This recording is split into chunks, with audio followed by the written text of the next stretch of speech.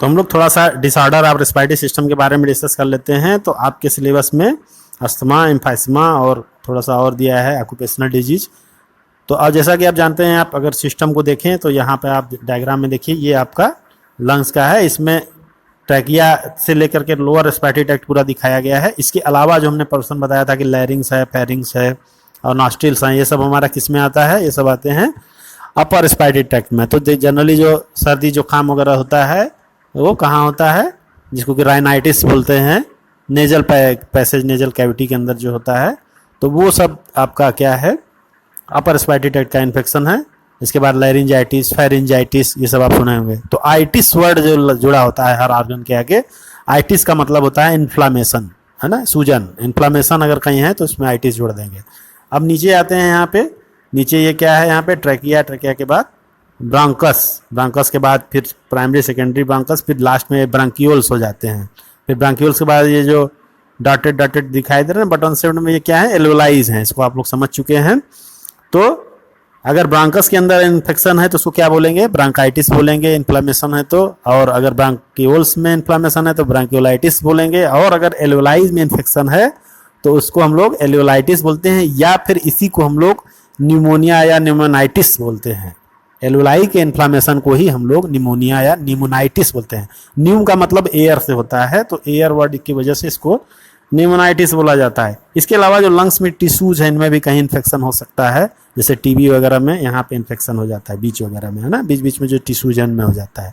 ठीक है, तो उसमें एक जनरल, जैसे यहाँ इन्फेक्शन हुआ तो ये पूरा बढ़ता चला जाएगा, एक पूरा लो भी गायब हो जाता है कई बार। तो वो ब्रांकस ब्रांकियोल से मतलब नहीं, वो सारे टिश्यू को इन्वॉल्व कर लेता है, जितना और भी एक्स्ट्रा टिश्यूज हैं। तो इस तरह से ये ट्यूबरकुलस है, और भी बहुत सारे टीबी इन्फेक्शन हो सकते हैं लंग्स के अंदर। तो आपको जो स्टडी करना है उसमें मेनली अस्थमा और एम्फाइसीमा, इसके बारे में करना है। तो अस्थमा में क्या होता है? Difficulty in breathing causing wheezing. Wheezing एक साउंड होती है, वीजिंग, जैसे कि सांय सांय की आवाज़ आती है, उसको वीजिंग बोलते हैं। जबकि सांस फूलने वाले आदमी को भी देखिए, अगर उसकी सांस फूल रही तो सांय सांय की भों भों सर सर से आवाज़ आती है, उसको वीजिंग बोला जाता है। वीजिंग वो साउंड है जिसको दूसरा आदमी सुन सकता है। अगर कोई सांस का मरीज है, तेज से सांस ले रहा है तो घुर घुर सी आवाज़ आती है, उसी को वीजिंग बोलते हैं। वो आप कोई मरीज को देख के आप पास से समझ सकते हैं इसको वीजिंग हो रही है। तो ये होता क्यों है? इन्फ्लामेशन ऑफ ब्रोंकाई है, ब्रांकियोल्स। तो इसको मैं समझा देता हूँ आपको। जैसे आपका ये लंग्स है, यहाँ पे ये ब्रांकस है, और लास्ट वाला जो टर्मिनल एरिया होता है उसको ब्रांकियोल्स बोलते हैं। तो अगर इनमें इन्फ्लामेशन होगा तो क्या होगा? इसका जो ल्यूमेन है, जो पैसेज है, वो कम हो जाएगा, पतला हो जाएगा। जब पतला हो जाएगा तो एयर क्या होगी? उसमें तेजी से फ्लो करेगी। नॉर्मल से थोड़ा रेट उसका फ्लो होने का स्पीड थोड़ा सा बढ़ जाएगा, प्रेशर ज़्यादा बढ़ जाएगा।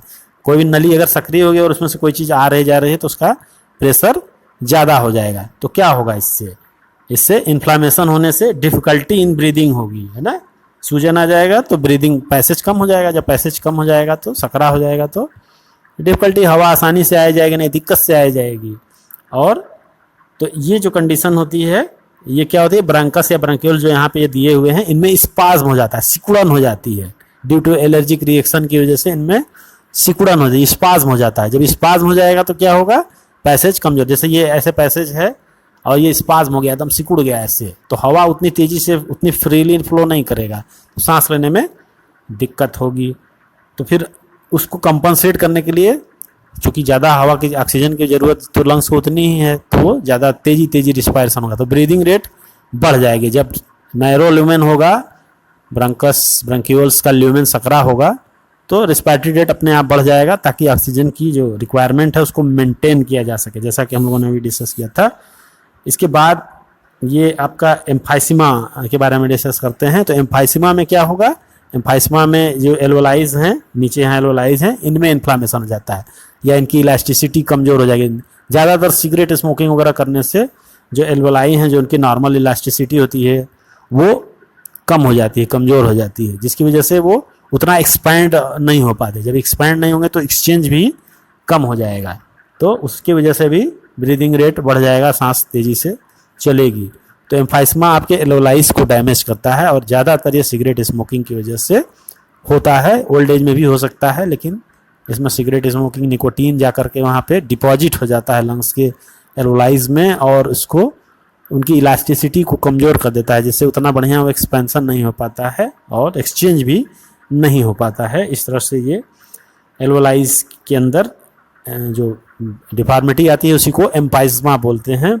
और ब्रांकाइटिस आपने सुना होगा, तो ये जो ब्रांकस ब्रांक्यूल्स हैं, इनमें ब्रांकस के अंदर अगर प्राइमरी सेकेंडरी टर्शियरी में अगर सूजन आ रही है, इन्फ्लामेशन हो रहा है, तो उसको बोलेंगे ब्रांकाइटिस। और ब्रांक्यूल्स में होगा तो ब्रांक्यूलाइटिस बोलेंगे।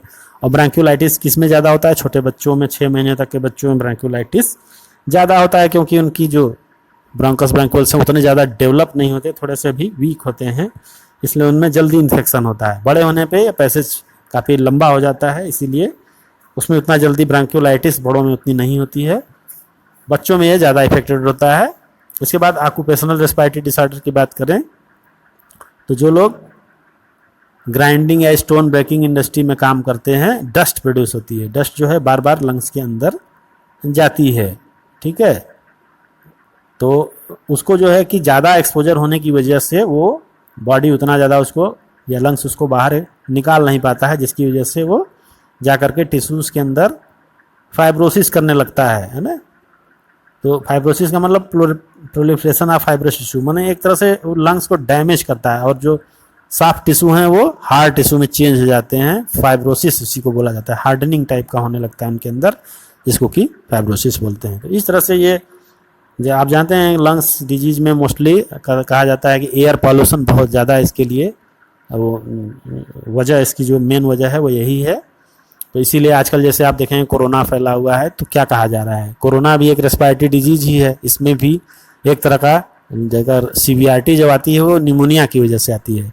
और लंग्स के जो एल्वोलाई हैं जब वो इन्वॉल्व हो जाते हैं, ब्रांक्यूल्स इन्वॉल्व हो जाते हैं, तो फिर नैरोइंग की वजह से ब्रीदिंग प्रॉब्लम होती है। इसीलिए देखिए इसमें सांस लेने में दिक्कत जैसे ही होती है, कहा जाता है कि तुरंत आप डॉक्टर को दिखाइए।